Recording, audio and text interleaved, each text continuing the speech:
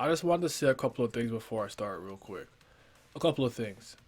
All the intros and outros, link to my Discord, my Twitter, and everything, Twitch and stuff, is in the description. So sometimes if you hear an opening you like or something, just look in the description. If you don't see it in the description or a link is broken or something, then ask me. Please read the description. I usually put everything you need in there. Secondly, listen, Tower God is my favorite webtoon, so don't ever get it twisted. I love this shit. I am extremely hard on the things I like the most. I'm going to be pretty critical of the third season. I don't hate it. I think it's good. I think it can be great. But if you're a person who can't handle criticism, or you just don't like hearing an opposing opinion to yours about something you like, just don't come here. I'm not here for all of that energy right now. I have no problem if you disagree with my takes, but some of y'all come at me mad disrespectful, and you would not talk to me like this in real life because I would slap the shit out you. So, with all that out the way, let's hop right in. A little something like eeny, meeny, right from the beginning. Smoke a little pack, but the pack never timid. Church, but I'm seeing it. Curse when I'm winning. She need a new back. When it's back, I'ma bend it. Slap up some guinea. Ask me to hit it. Watch a nigga black super yak, I'ma quit it. Swerve in the Benzie. Perfume is Fendi. Bob and move fast, real fast like I'm Ricky. That's 'cause I'm pretty. Came from the dirt. Showing up a nigga can't handle the work. Ooh, y'all, swing with it first. Young white girl like a ram.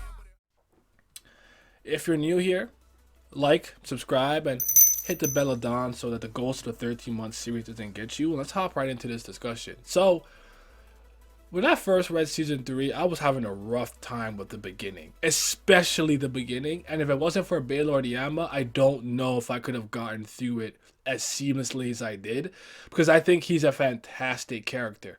There are some things we're going to talk about in terms of his backstory with Immort and how we've changed some of the Baylord stuff. I don't mind it, though I do think that what he had kind of given us in the blog post seemed to be far more interesting, but it is what it is. I'm not going to complain about it because I still do like the stories of the three brothers and Paul, Doom, and Yama. Real quick, this is the third video in which I'm speaking about the totality of Tower of God season, so if you want to see the other two, I'll have like a card popping up here for the first season and then the second season, so you can see how I felt about those two. And then I do have a Baylord Yama video I'm extremely proud of, so definitely check that out if you haven't yet, and let's talk about it. First, let's talk about Bam. Bam's reintroduction has been really cool because with each season, he kind of has a different demeanor with the way things start off. His kind of edgy teen phase, jovial grace, sadness pack, despair pack. I'm just by myself, solo dolo type beat. That was cool. And then here you can see he's taking some steps in terms of leadership, power, and like making the decisions that he wouldn't have made beforehand because he's a little soft about it. We even see this kind of play off when he decides not to look away at all the dead bodies. Regardless of whether or not he's the one who killed them, he knows that him going to save his master is the reason why all of these people are dead. And he decided not to look away and to own up to what he does. All that stuff is really cool. Seeing his growth from a power standpoint was really good. You know, that post-time skip training flex that you see a lot in these type battle series. That was all fine and dandy and really cool. So it was good to see him, but I do think we have some problems with Bam later from this standpoint. And I don't know if it's a problem, more so that I think it's just the weirdest decision I've seen in a lot of ways, but we'll get there in a moment. Aguero wakes up, and so it's weird to say that I think that the way that Aguero wakes up is kind of not it, but because I had not seen him in real time IRL for so long, I just wanted to see him up and about. But I did enjoy seeing Levy go crazy with power after being oppressed for so long, and then Little Woon hitting the crocodile tears to like Levy to give him the hammer, and then they free Woonia and stuff. And just seeing Shibisu and Hudson again was cool. So in that aspect, it didn't bother me. But I actually do not think that was particularly well handled. I don't know how you guys feel about it. You let me know. But it didn't bother me. So this is not me necessarily critiquing that part. So we go to the cage now and everything. And listen, fuck all these dog niggas. There's a couple I like. the Baylord, the Baylord trio. I like Jordan and give or take a couple of them. Kanzon, not the daughter, not Kanzon, Kan Hong. Sorry, what her name was like. But I don't know. I'm good. I'm good on these canine people. I like the translation Houndborns better, so I call them Houndborns. So if you hear me say that, that's what I mean. I mean canine people. But yeah, like this whole stealing the Fang stuff and the things with Dang Dang and everything, it didn't hit for me. It really didn't. I don't think Dang Dang's an interesting character. I don't particularly care like that for Louis Vuitton, but Louis Vuitton at least looks kind of cool. He got drip. Don't mind him. Seeing that that one girl who's just trying to like do her work, that was fun. But like we're seeing Bam do a couple things here, like kind of murdering some of these combat dogs, which I think we don't really see from him, or at least do it that mercilessly. But it's like you're seeing that he's taking some steps in that aspect, and maybe a little bit of a Van Kel's demeanor has rubbed off on him because he had gone from battlefield to battlefield, having to clear them out, and then after the fact he would learn something from a Van Kel on the same level of the battlefield he had just conquered. And we had seen him with the one ranker from the Ha family who decided not to be a ranker, who taught him that like zero technique, in which Karaka and him used later on against Yama to wake him up. We even see Bam kind of flex and buff when in the face of Yama, trying to say that like, you know, I'll fight you if you don't like if you don't bend to my demands or like my stipulations for this agreement, then like I'll take you out myself. And it's like, first of all, yeah, alright, good luck with that. Yama's a monster. He's a demon. First of all, go. But you could just see a lot of the things that you might have not seen from him beforehand. Not that he wouldn't stand up for the right thing. It's just kind of the way he goes about it. So this is me trying to establish that I don't think that Bam's character is necessarily poorly written. I never really thought it was, to be honest, especially since like his fight with Dada Jihad and seeing him accept all the monstrous powers within him, and then he hit his true self mode. That's all good and dandy. Now, Rak has been a bit of disappointment. Rak has been up and about for 2 years while Kun has been incapacitated, and it seems like Kun is already as good, if not better than him, while he was out and about. And then we see that waking him up kind of irresponsibly with Woon Yeon's flare has caused him to kind of adopt the flame. So initially I thought that this was going to be a way to give Kun more Shinsu qualities, because his dad was known for having multiple by the time he was already on the hidden floor. So I was thinking, if Aguero is trying to become the head of his family, maybe one of the things he's going to do in the footsteps of his own father was have multiple Shinsu qualities. But that didn't turn out to be the case. I'm going to kind of skip a couple of things here and talk about the fish, because the flare fish, whatever you want to call it, because listen, man, this Phoenix Down revival power up gimmick, I have an issue with it. But it's the same time, there was a couple applications of it that I thought was very well done, but resurrection is not it.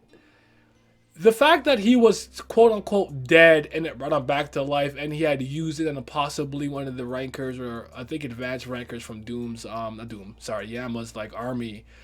I don't like the idea that he can bring people back to life. The fact that they could power people up and stuff is fine, or maybe heal, totally okay with it. And I don't think the drawback is necessarily fair. It's saying that it could consume him and give him a fever and he's hot. Okay, that's nice and dandy, but I want you to think about the fact that he got this new power and how far he pushed it without fully understanding it or really training it before there was any drawbacks. He did a lot with that ability before we even got a hint of it's kind of dangerous though. So I'm hoping that SIU will maybe make the drawbacks a little more prominent. And if not, well, it is what it is. But when he used it to power up one of the rankers from Doom's side, or Doom's faction, maybe it was Paul, but you know what I'm talking about, the people who were trying to wake up Doom up, to power him up and then take it away because, oh my god, he was so used to being juiced up on that power, that was an incredible use of that ability. So if Aguero is going to be applying it in ways like that, I don't have any issue, because if he's gonna be like the white mage or support of the party and he does things like this, I'm fine with it. And he's very cerebral, and this is things that I want to see from him. I want to see him be big brain Shabisa. Well, we have big brain Shabisa, but big brain Aguero. So that's cool. So that's kind of my take on that. Seeing Michael and Apple come through. Paul just makes me laugh because his name is Paul. You have Yama and Doom, and it's like, Paul's probably a last name in Korean, I guess, but it just makes me laugh. But yeah, K9 Tooth Festival, stealing the fan, coup for Yama. And I do think it's hilarious that this entire coup is predicated on the fact that they're like, Yama won't wake up. Like, yeah, he gonna sleep through this. And when he wakes up, it'll be too late. It's like this was y'all fucking plan. I hope this nigga stays asleep. I don't know, man. It's funny to me though. I'm not mad at it, but it's just kind of funny, like the fact that he just woke up through a monkey wrench in their entire operation. Well, let's keep it moving. I found that Yama was very impressive from his first showing against Karaka and Bam when Bam kind of went off the rails because Yama was just kind of playing possum or playing dumb, if you will. Like, he knew exactly why they were there and what they wanted, and once they offered him the thing he needed with Dang Dang, he was cool with it. But he was testing them to see how they would approach him and how they would ask for his help type beat to go and save Hwa Jinsung. And we have some moments here with Karaka that I like, that they're showing that he's starting to kind of trust Bam a bit more. Don't particularly care for that, but seeing how Death Lady reacts to it was funny. Like, I like how Karaka's faction and stuff act, and Karaka is kind of funny, man. The news, baby. He's all we watch is the news, but I don't agree with the decision to make him want to go so hard to save Hwa Jinsung. I still don't agree with it. It's fine if you disagree with me. I'm not gonna get into this again. I literally have an entire like 40-minute stream where I spoke about why I feel the way I feel about this. So if you want to know my opinions on that, go to that video. I'm not gonna get into this, but this is not particularly my Slayer Karaka, but that's life, man. That's life. So Doom wakes up and he used to be top 20 beforehand. I don't know how I feel about that, because I don't think he's that strong from what I've seen. But we can obviously use the built-in excuse that he's been incapacitated and sealed away for so many years. Plus, he doesn't have his Fang, so we haven't got to see him at full power yet. So there is that. That's not lost on me. But the story with the three brothers was cool. Actually, don't hate it, especially later on when we learn about Doom and Yama and Paul's father in relation to the Lobobia family. But I think in just pure concept, the story of him escaping from Baylord through Amort's help and coming back to Baylord to kind of rule over it and stuff like that seemed to me to be a far more interesting story, especially with the fact that it ties in more to FUG shenanigans. But the reason why I've never really harped on the fact we never got that stuff is because I actually still think this story of the brother trio is interesting, with Doom being all about himself and having people do the work for him with his ability to create and control K9 people, and Yama kind of doing his own way by he having that very lone wolf strength and constantly training himself and not relying on external help. But he actually cares for the K9 people, whereas Doom doesn't, and Paul is the little brother trying to keep up with his older brothers. To the fact that the first time he tried to use K9 transformation, he went berserk.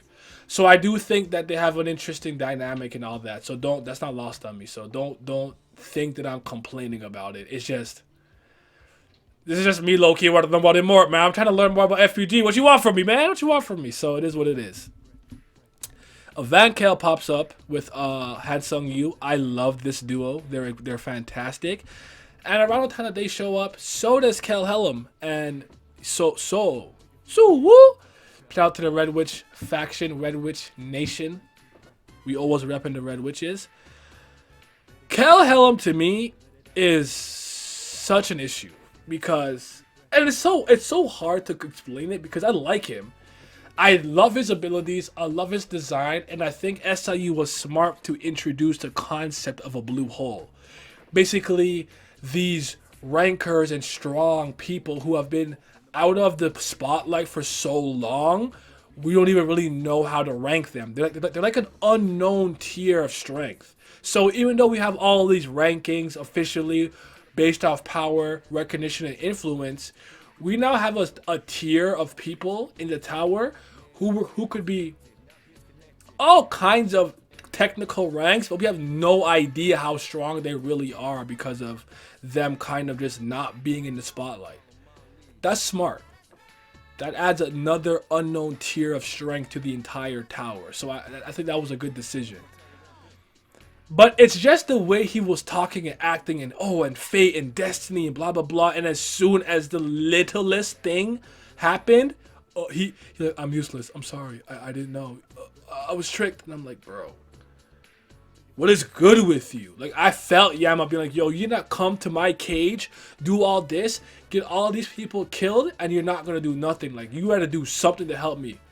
I'm trying hard not to have to fuck you up right now. I'm like, yo, Yama, I feel that. Yama's such a real dude. I love him because he's got that teddy bear side to him where it's like he cares about his people and he's going to do what he has to do, to the point where, like, it's so funny that he had Mule, not Mule Love, to go, Mule scared for his life, even though Mule had the leverage in his position with the bomb and stuff. Like, his ability to use, manipulate, and master fear is so incredible, to the point that it is built into him to what I call a passive Shinsu ability.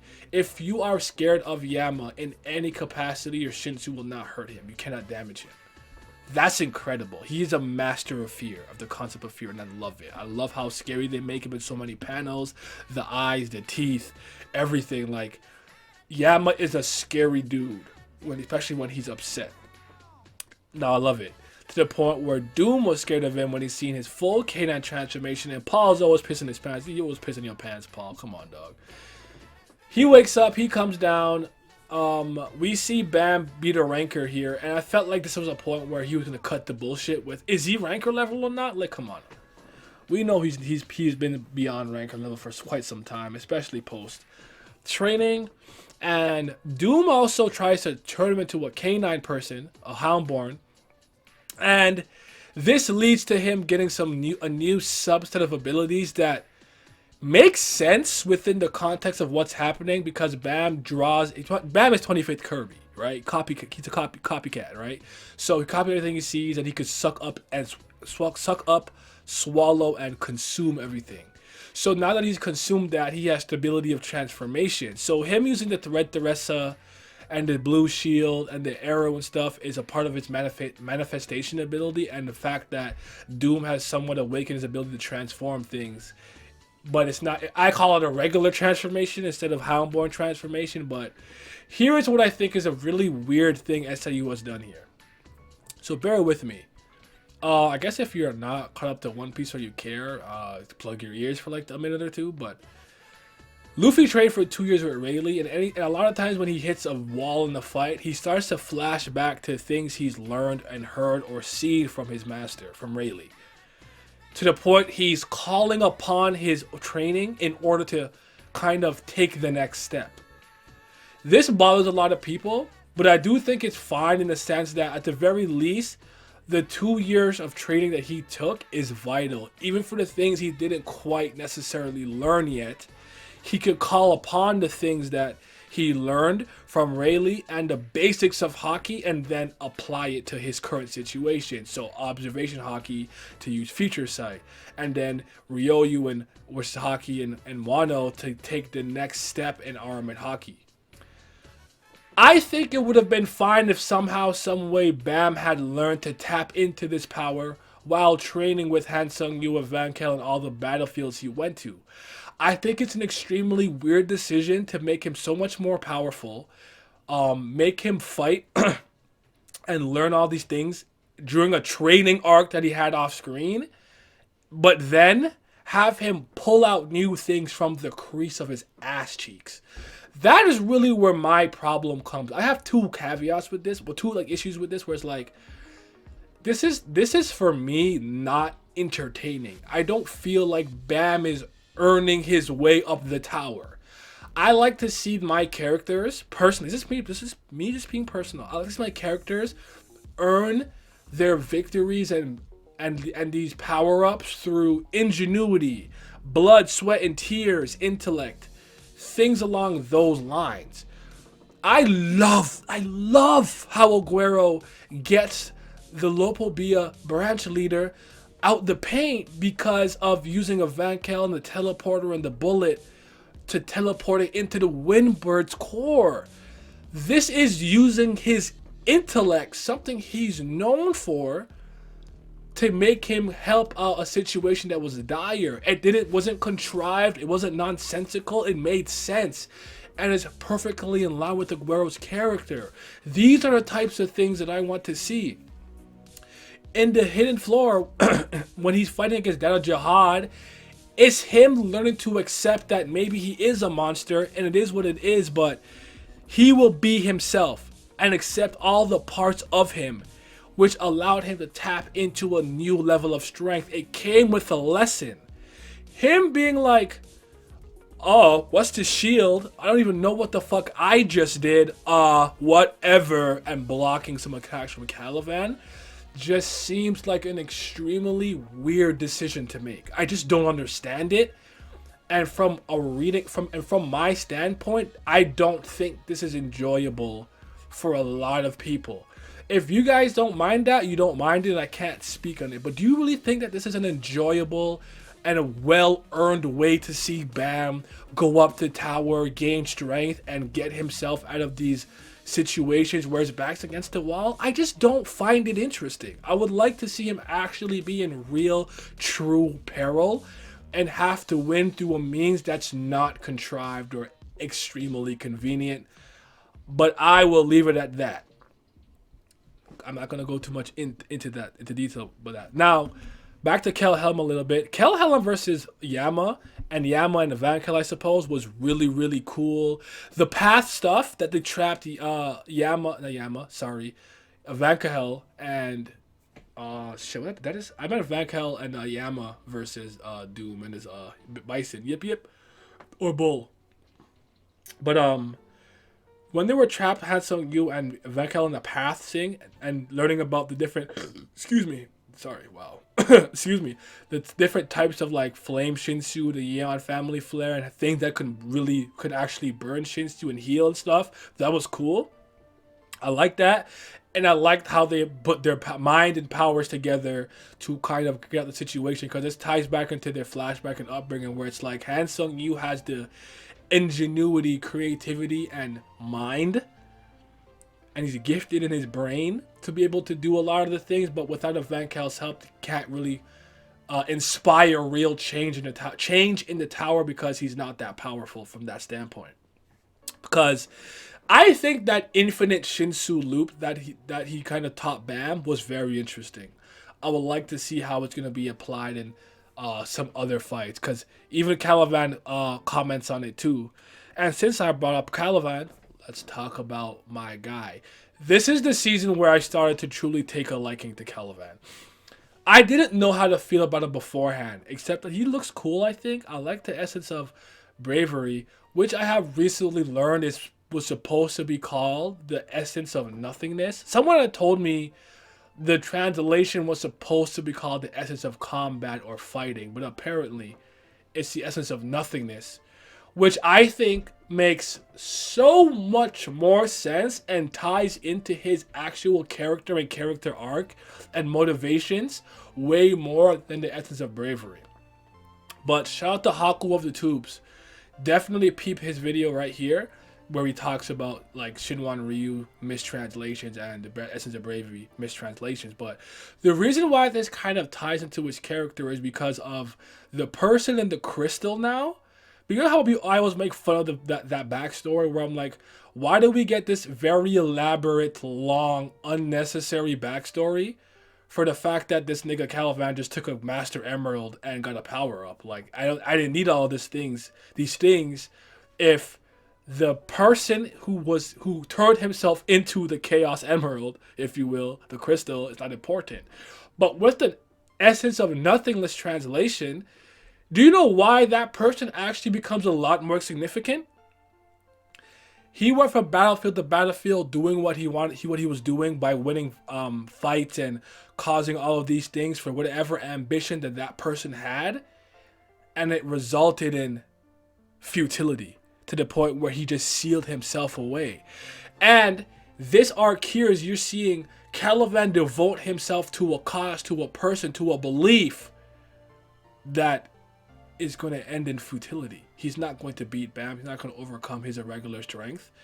As a matter of fact, the very thing he believed in, the core, has in some ways betrayed him by blowing up the people he cares about. And now he's struggling with balancing his duty as a soldier with how he just feels as a person. Could this all end in futility? We will find out in a couple of whenever when Tatsuya comes back. So that is that. But I think he's been excellent this arc. First of all, the fact that he didn't get fired or whatever executed because of Dory takes a liking to him, so he got demoted to a common soldier, and now you have a common foot soldier with the strength of an entire army just walking around doing regular things. Incredible.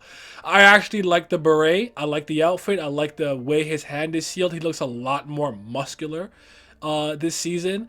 And he just looks kind of tired or fed up. He has this kind of wandering vagabond look that I can truly appreciate.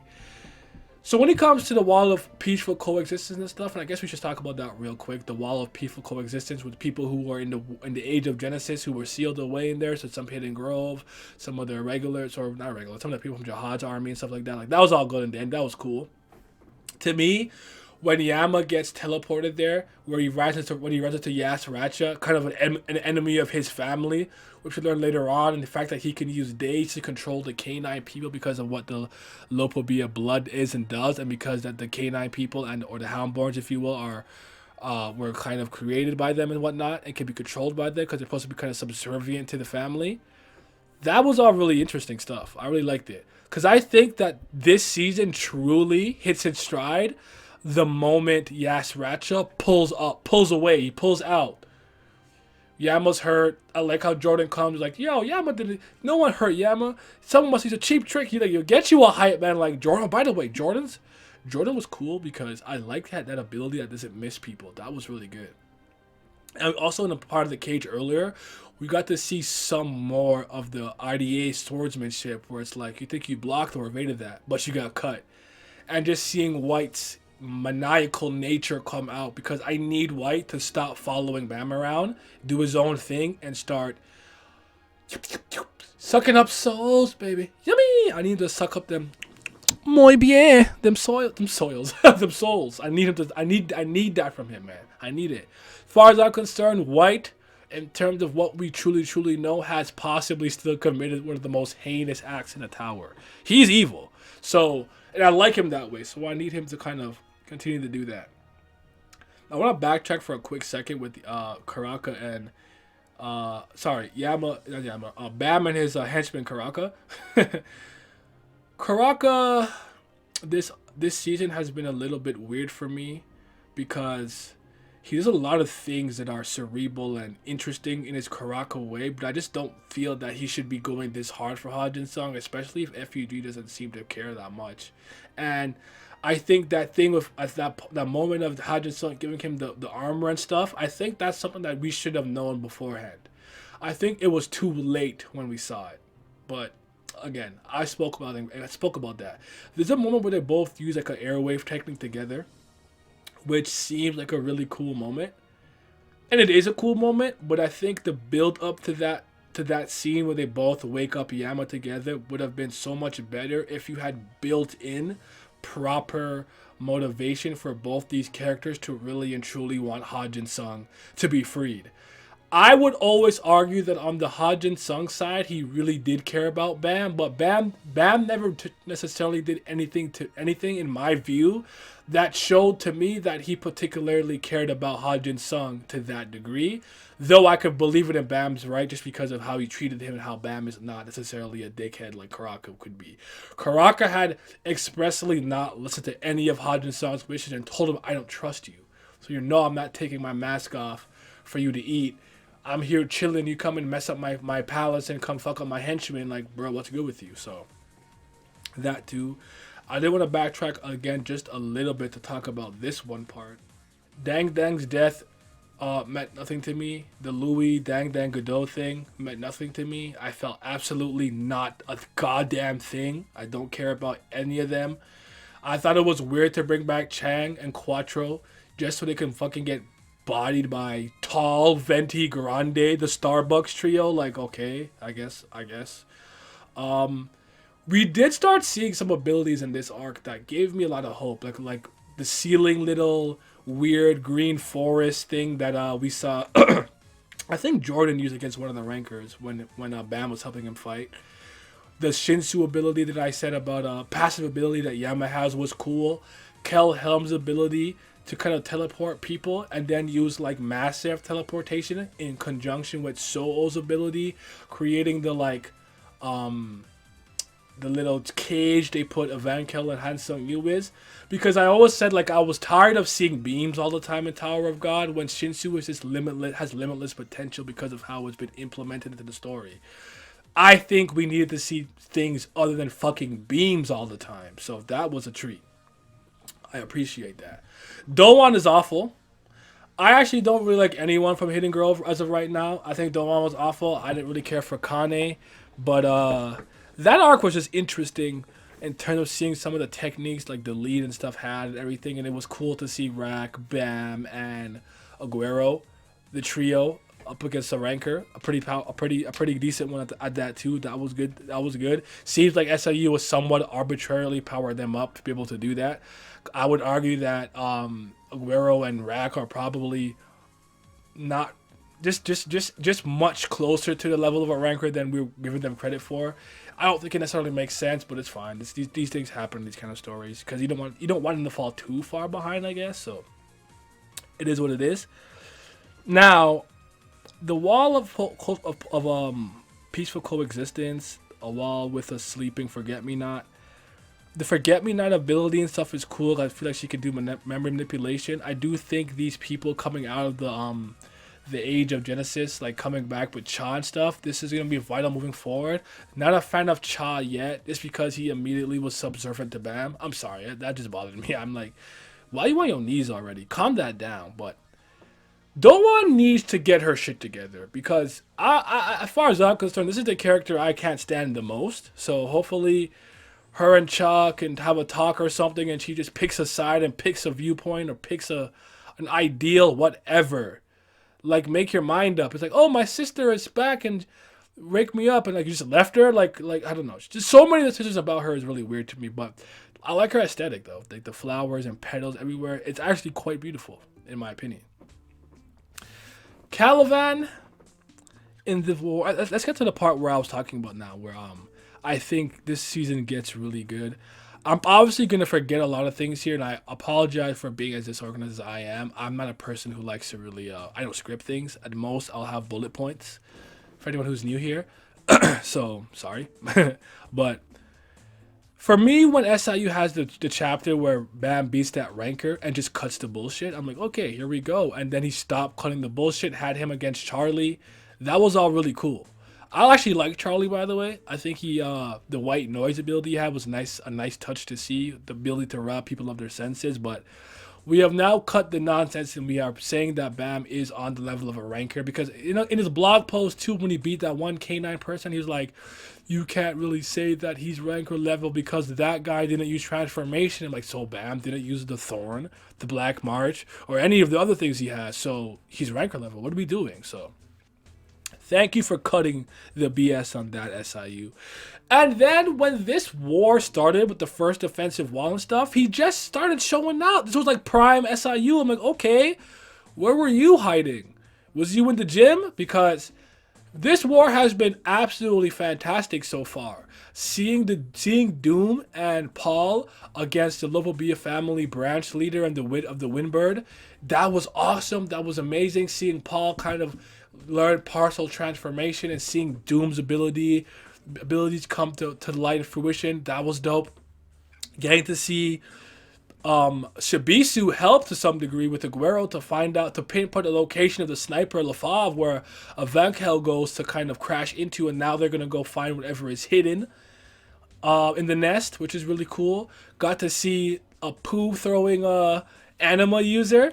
See some anima usage here, like so much to like, so much to be impressed with, and then obviously Kallavan's showing out, being an impregnable, being an invincible fortress, if you will, against Karaka and Bam, where Karaka is just doing everything he can to barely keep Kallavan from killing or beating Bam, and then the thing where White comes through now, because okay, White versus Kallavan Part 1 was pretty cool, by the way. That was pretty cool, but White versus Kallavan Part 2 was really good because now he's trying to finally see White show out, because White for a long time has always been heralded as this great slayer and this and that and the third, but it's like, when am I going to really see it? And I got to see it. He took his arm with the wound that Bam made on him and stuff, and then Kallavan was getting mad and desperate, knowing that his crew members were kind of in danger, his core was in danger,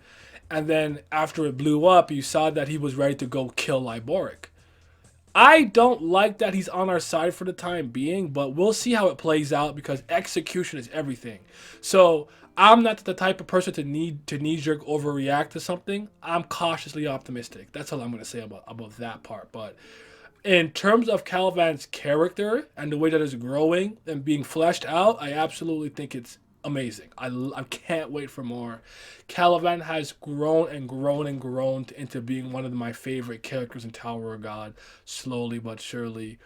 And I really like how SIU has started to draw the essence of bravery / nothingness now. I like how it really looks in this season. It looks amazing, awesome. But that fight was incredible. Because White right now is basically because of what Aguero did by having a bunch of people get bodied and then kind of powering up the souls with his flare and then getting up to ED souls, and it's just been really, really, really good because Aguero is being himself. He's doing really devious, kind of merciless tactics in pursuit of victory for us. Because like I always say with him and Ship, the difference is Ship is not as evil, so to speak. Like, not that Aguero's evil, but he's willing to dirty his hands much quicker than Shibisu would. Which Shibisu is kind of a nice guy, normal guy. That's all been good stuff. So a lot of these characters are getting their opportunity to shine in one way or another. I especially love when Hots is following White's trail of blood and death, and he kind of just calls him a murderer, and White's like, bro, I'm a swordsman. You're a swordsman. If you want to walk down this path and you're scared of being a murderer, this is not the way for you. The way you're swinging that, it looks like a garden tool. He's like, this is a weapon that kills, stabs, and slices. And you're here worrying about, like, you know, like, don't pick a different path. I think Hotch needs to hear this, and Hotch is not particularly merciless. I've seen him hack through people without batting an eye. So, yo, learn some of that White energy, man. Get some of that energy in you, and start dominating these fools out here.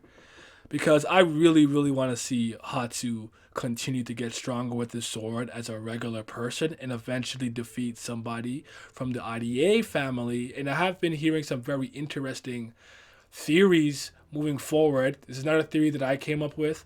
I wish I remember who I heard it from first. I feel like it might have been my friend Joey, but he thinks that perhaps the first person he's going to fight will be Arc Raptor's daughter, who he believes from the RDA family.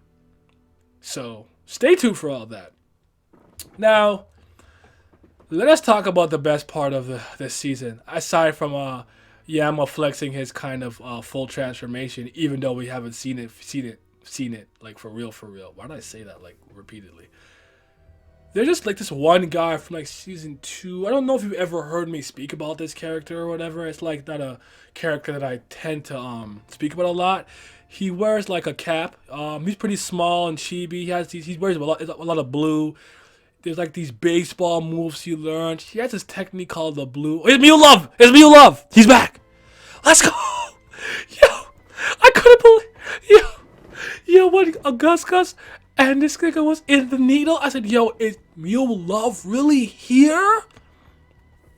Fam, he started showing out.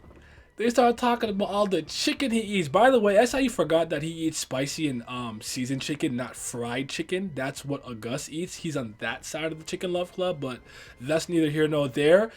You don't understand how big if you have not seen my live reaction to that chapter, you gotta go see it, because I went crazy.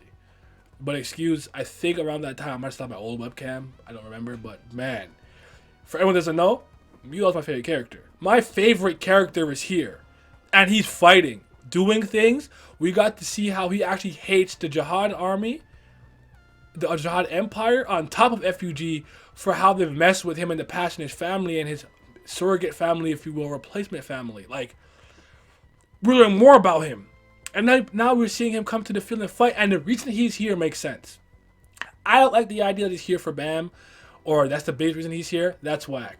I feel like it makes the most sense that if Gus is going to help him find the people who murdered his parents from FUG, that is more than enough motivation. He cares about money. He got the bag. He's like, yo, this is how much money y'all finna give me? Okay, let's get it. So, like, he has so many reasons for being here, and I think it's awesome. I absolutely adore this fucking ranker. He has one of my favorite character designs ever, and seeing him come and put in work. He was even bobbing and weaving and dodging Lopobia Fusil's attacks. He's here. And even seeing his zigzag swordsmanship is interesting. Is he part of the RDA family? Did he learn some techniques? Because this swordsmanship that he's using, the drawing circles or whatever and zigzag and stuff, seems very cool. Like Sophia coming out, them using the needle launcher itself as a way to pierce through the wall after Bam dispelled the curse or whatever. For them to get through it was a pretty cool plan. Having people in there already that are powerful and prominent, I love it. And then Ratchet coming up to play the game to match up with everybody, and this is actually where it ends. Kallavan steps up. He wants to kill Liboric. We hear a couple of conversations about some of the like Masheni and Liboric talking about Bam's strength and his potential for the 100 million times. Could I just ask you guys a quick question here? If you feel like a series has done enough to make a point, the point is here. I'll just use the example I'm talking about here. Bam is an irregular. Bam is special. Bam is talented. Bam has a lot of latent talent. Do you guys not feel like this nail is in place? We know this. How many times do we have to hear somebody talk about he's like a shark in the pool? Like we get it. We don't need to keep hammering this point, right? Like, we can stop. Like, where everyone sees him, like, how is a regular this strong? How can a C rank? Like, bro, give it a rest. We know Bam is that nigga. Just fight.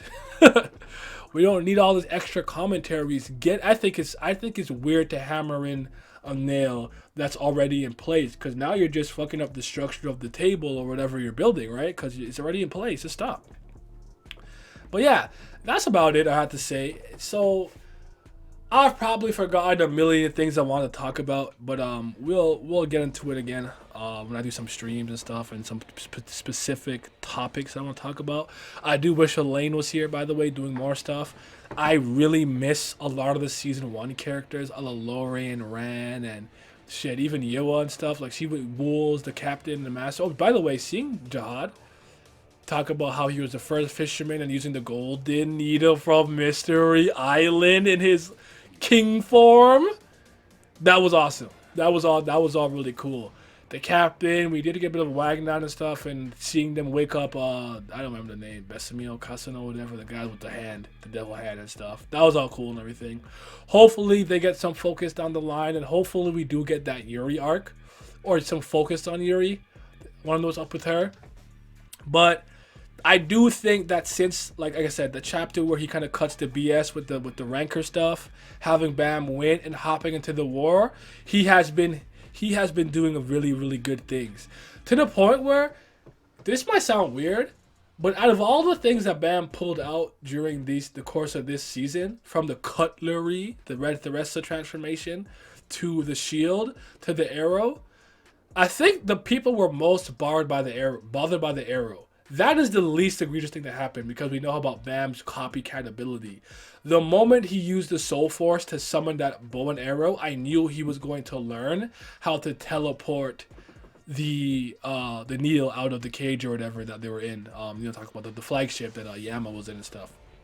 The reason why I say that is because we already know one of his thorns has a space-time ability because of the way it warped him from the hidden floor when Jihad came through and was choking him. So the ability of him being able to kind of transport and teleport things, even if it's across short distances, is not crazy.